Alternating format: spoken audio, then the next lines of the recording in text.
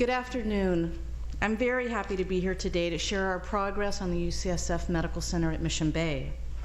It's a bit challenging to summarize the activities on a project that's been in the works since the year 2000.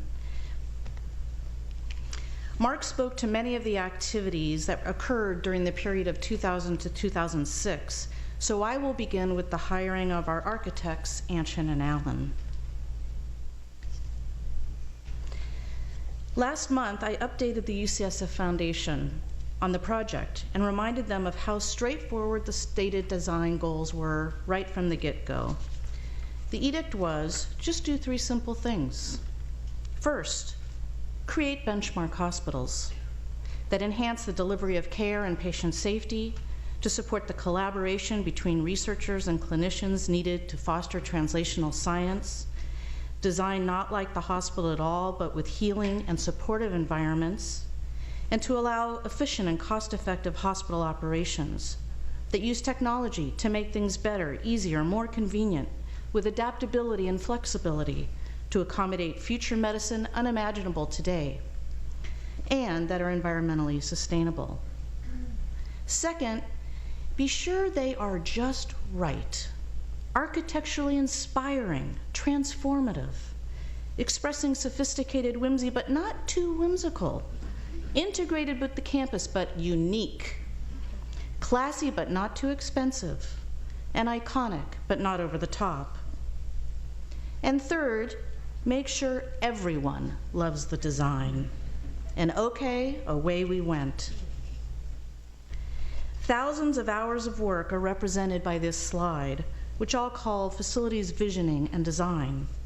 From touring hospitals around the country to hundreds of faculty and staff user design sessions.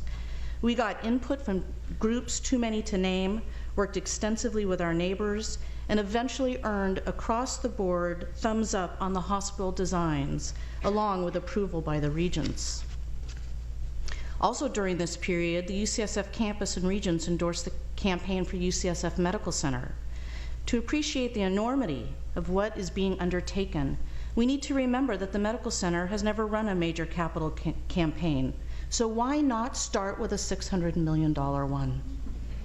And it's happening thanks to a committed group of very hard-working community volunteers, UCSF leaders, department and special development and special events staff, and ultimately the kind-hearted and generous supporters of UCSF. Community partnerships was an area of tremendous productivity and memorable experiences. I can tell you that our project is 100-fold better off from the collective input we received from neighbors, city agencies, our design advisory council, my dentist. Everyone had ideas. Because of the good work of UCSF's community and government relations, campus planning, the children's hospital staff, and the vision of Supervisor Sophie Maxwell, our Mission Bay hospitals will be crowned with the only helipad in San Francisco, allowing us to better serve critically ill infants, children, and pregnant women. Now this is a stunning photo. At the top in the background, you see the Marin Headlands, the bay, downtown San Francisco, see the ballpark off to the right. On the left is the 280 freeway, from which thousands of motorists a day can glimpse at UCSF Mission Bay. In the center, the colorful Mission Bay Community Center on the research campus stands out against the grass quad and stately Genentech Hall. But none of that is why I'm showing you this photo, because where it's really all happening is down in that dirt lot at the bottom, in an unassuming integrated center for design and construction on the site of the new hospital.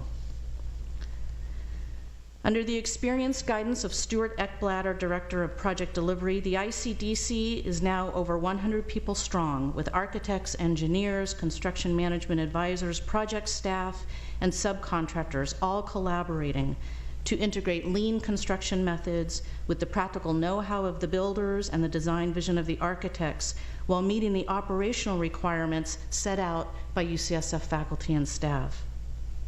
And at the same time, we're working to drive $100 million out of the project.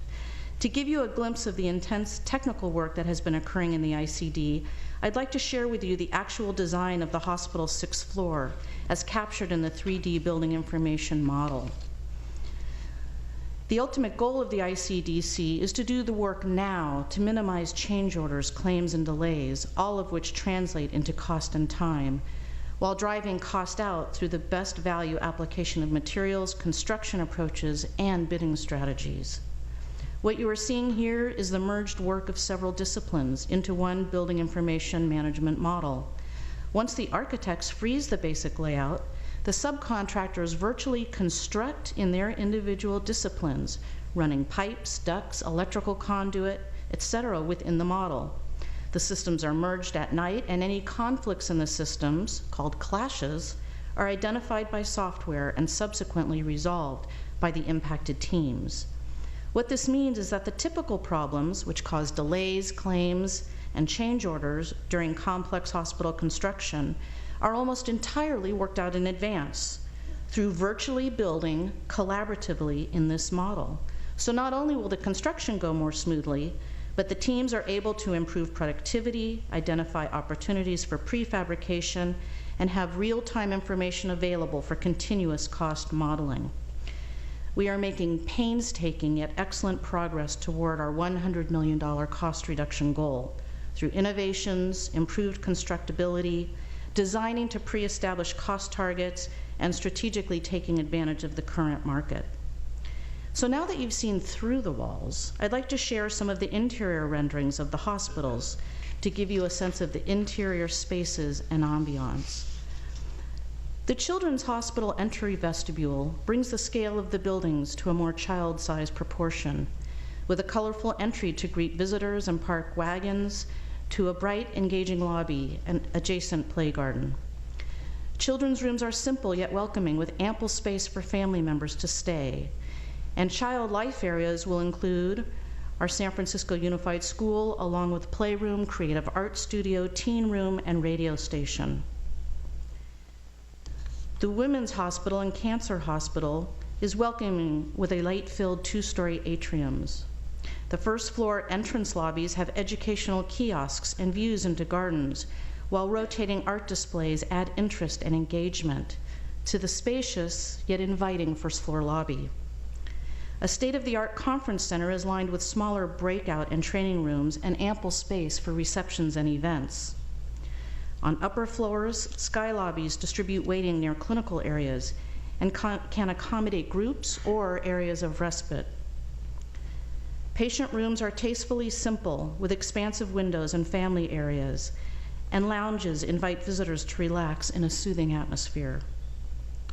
And if one doesn't have time to visit our 60,000 square feet of rooftop gardens, 6 open-air lounges offer a moment of peace and fresh air. It will truly be remarkable. So let's talk schedule. First, we are on track with our ambitious schedule to meet the 2015 seismic deadline to cease inpatient operations at Mount Zion and build the facilities at Mission Bay.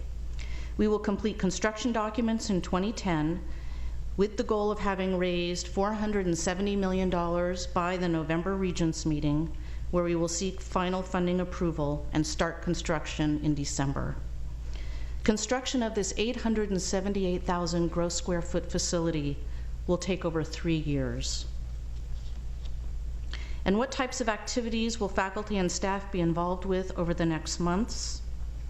First, the review of the full-scale, detailed mock-ups that we have built at Mission Bay. We have fully built out these 5 spaces, and we will begin evaluating them in January. We have kicked off our operations budgeting process and are soon to begin the operations planning. We plan to pull together a group to work on innovative aspects for the hospital. Our art committee will get up and running. We've already hired consultants. We will continue with refining medical equipment planning and start launching into transition planning. So there will be a lot of activity in the next year, which will again involve users and faculty. So with that, I would now like to introduce Dr. Sam Hawgood, Dean of the School of Medicine, to offer his perspective of the impact this project will have on UCSF, and then we'll follow it up with some time for questions and answers. Thank you.